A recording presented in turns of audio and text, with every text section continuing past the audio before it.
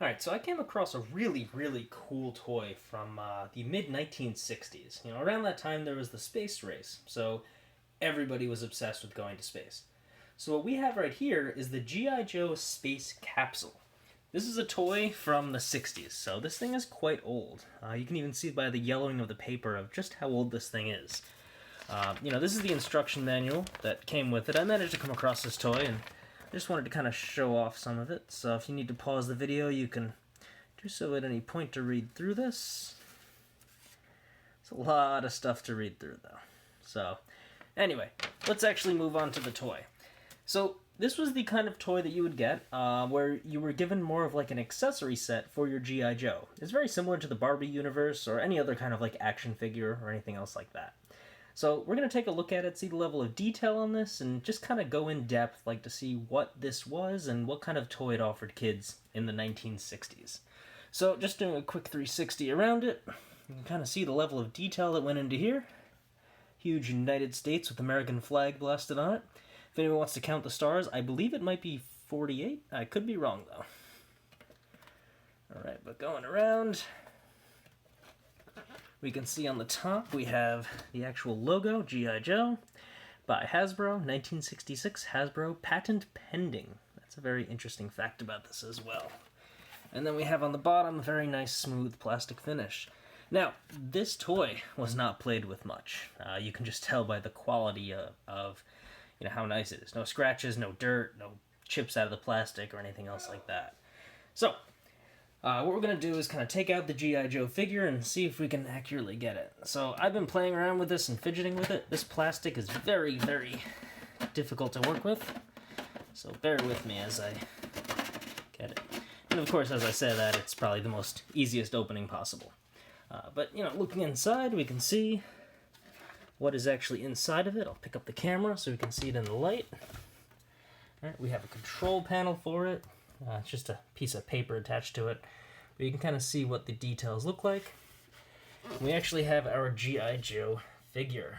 I'm not going to take off the costume because it is very delicate. We're going to pop off his life support. Nice and gentle. This is very old plastic, so the oil is definitely dried out. I'm going to try to pull him out. Let me drop the camera back down. Let's see if we can get it going out. I get so nervous taking this out because it's so very old. So we're going to set the G.I. Joe aside. And we'll just take another peek inside to see exactly what it looks like. Just the seating and everything else. So it's very contoured to fit it. It looks pretty cool. Alright, so I'll set this aside. And of course we have some clocks going off. Apologize for that. Not my house. But taking a look at this, you can actually see that this is kind of like a foil or silverish kind of like material, but I mean this really looks like it was like hand stitched. I mean this is just nice. Again, I feel kind of shaky taking off any of the costume, but let's see if we can get one of the hands off. There we go. So just so you can see inside, this is some pretty cool stuff. All right, you can see the G.I. Joe's quality of detail. You can even see it. There's a zipper, and there's some other pieces attached, like a safety harness, I suppose. But this zipper is very nice quality. I know it's kind of a weird thing to say. We got the American patch on here. Just a lot of cool stuff about this. So let's also take off the helmet so we can just see how the quality was built into it. So we'll slowly remove it. Oh, I'm so nervous about doing this. There we go. Alright, so the helmet actually had padding in there. Keyword had. Looks like one fell out. We'll attach that back on later. Maybe I can just press it on. Nope, it's kind of stuck. We'll fix that later. Alright, and you can kind of see the level of detail of the G.I. Joe figures from that era. This guy looks like he has a scar on his face, which is a very interesting, just like a piece of detail on there. So, yeah.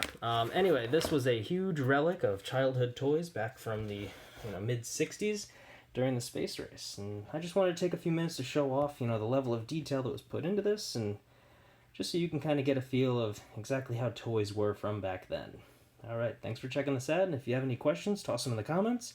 I'll do my best to put in some research and external links in the YouTube description. Thanks for checking it out, and happy holidays.